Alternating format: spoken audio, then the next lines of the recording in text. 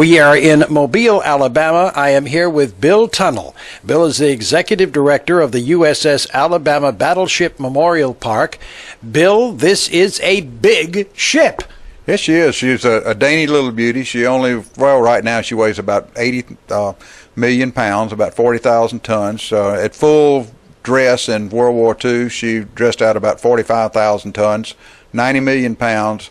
Had a crew of 2,500. She's 680 feet long, which is longer than 2 football fields, yet she was fast enough where she'd go 28 knots, a little bit better than 32 miles an hour. These were really the workhorses, were they not? Oh, they were. They're absolutely gorgeous ships, as your viewers will see. Is that a great design and just a beautiful symmetry. But yeah, they carried the load. I can tell you that this ship was designed and built for shore bombardment, but it also had another role, and it protected the aircraft carriers. And this particular vessel actually shot down 22 aircraft during World War II.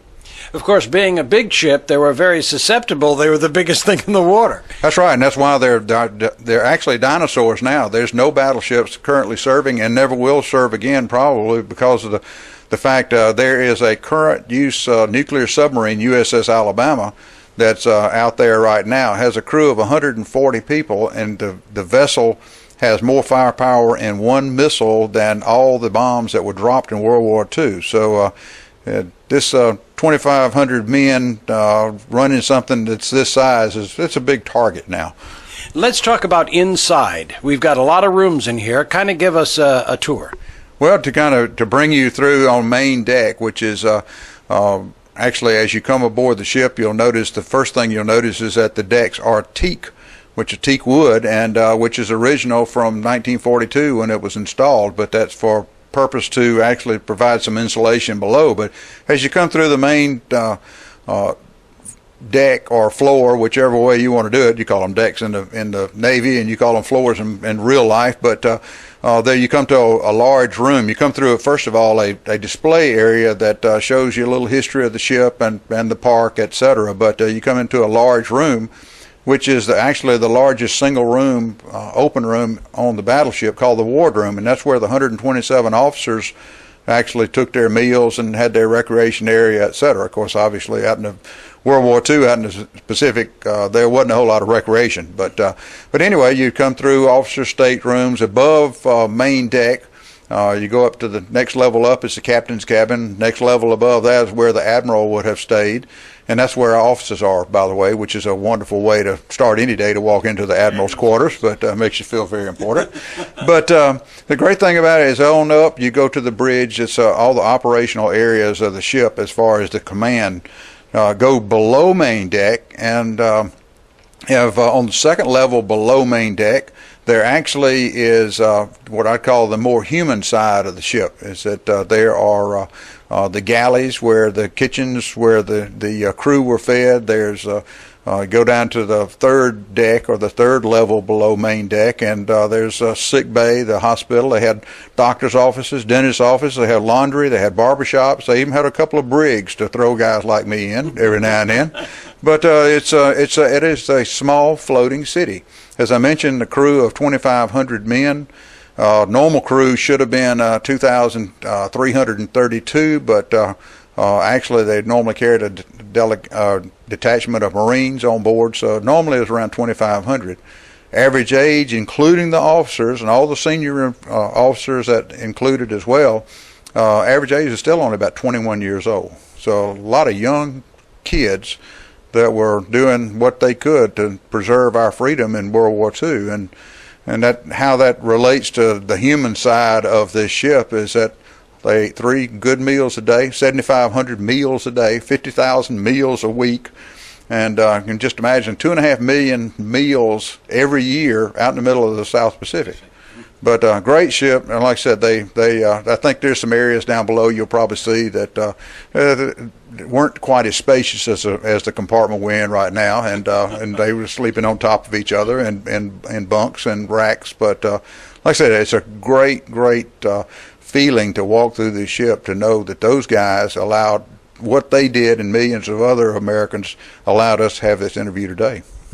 They, of course, were small. You can tell by the doors. The doors are a lot smaller than we have nowadays, and so they were smaller soldiers. They were very much so. The average bulk of them was, I mean, they were thinner. Most of them were shorter, but it's never a place that's going to be even any more evident than over on the submarine, where they were really small people that manned the submarine, and rightfully so, because the spaces weren't as spacious as they are here. Let's talk a little bit about the role of a battleship. What is it? We know what an aircraft carrier does. What does the battleship do? Well, the battleship's its primary mission was actually shore bombardment. It would go in and say this particular ship in midsummer of '45 actually bombed the Japanese mainland, and that would be to soften up the shore defenses for any landing invasion force of Marines, etc.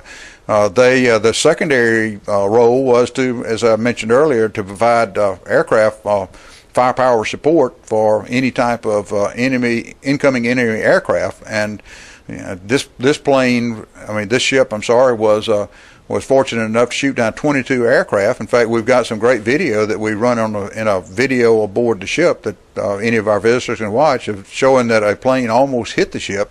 Very similar and akin to the kamikaze attacks that were done in the latter part of the war. There are not many of these battleships still around, are there? Actually, there's, right off the top of my head, I think there's 8 still in existence. There's one from World War II in Houston, the USS Texas.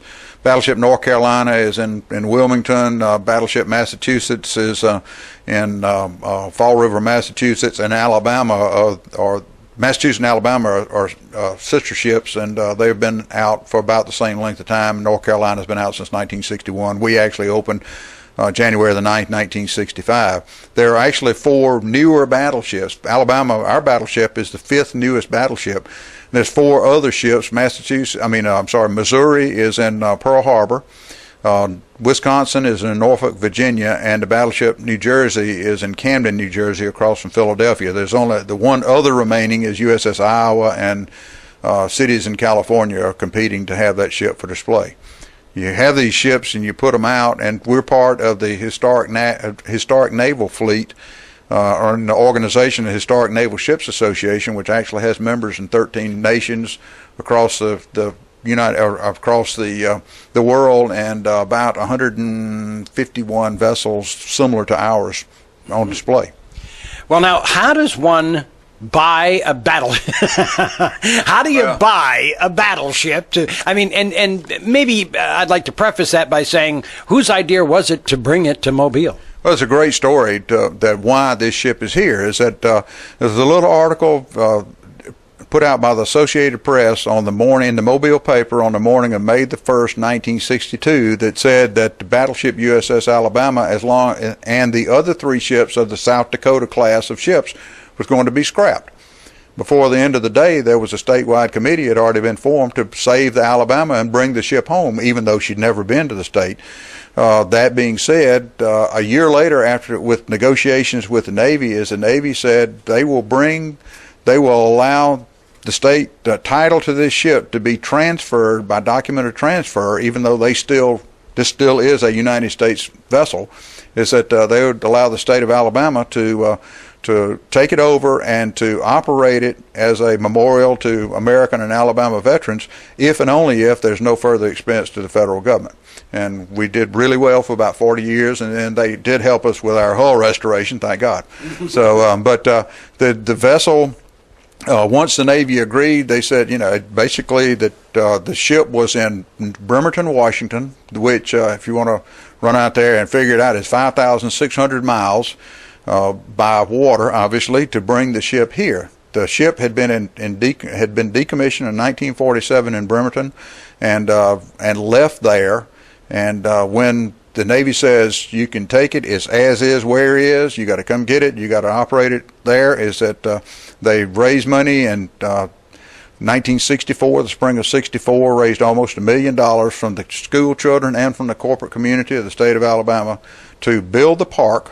And because as you've seen in some of your photos, and I hope your viewers will get to see, is that built the park and brought the ship here. It took actually they had to end up borrowing some money to do that, but we opened to the public on January the 9th, 1965, a date that was symbolic because 18 years to the day earlier, the ship had been decommissioned from its World War II service. Did it come here on its own power, or do you have to pull these ships? You have to pull it. You do. The ship has not physically run since 1946, and in the early 80s, when they renovated the Iowa class of battleships, the 4 newest ships, they actually came and took 5 tractor-trailer loads of parts out of here, and they borrowed some parts from the Massachusetts and borrowed some parts from the North Carolina. And the symbolism of that is that back then the parts were valued about $270 million, and I understand the check is still in the mail. So, let's talk about times when you can come and see this battleship. Battleship USS Alabama Battleship Memorial Park is open every day of the year except for Christmas Day, and we're open at 8 o'clock in the morning and close somewhat according to the winter months. We close at 4 o'clock in the afternoon, and the summer months we close at 6. So you can come see us just about any time of the day during the day than any time during the year. Obviously, summertime is more popular than other times, but at a time like now, we've got a lot of snowbirds that are in the area, and we, like I said, get a robust attendance. It's having said that, is that ever since Hurricane Katrina, attendance has been down about 40% in our area, and for a self-supporting park like we are, that's some heavy numbers. So, but we're anxious to see this spring because everything's coming back, and gosh, we'd love to see your viewers down here too. Bill, thank you for talking with us. Well, it's just a real pleasure to have you here, and you've got a great site, and I've enjoyed seeing what I've seen there, and look forward to seeing what things you do in the future, and thank you for including us.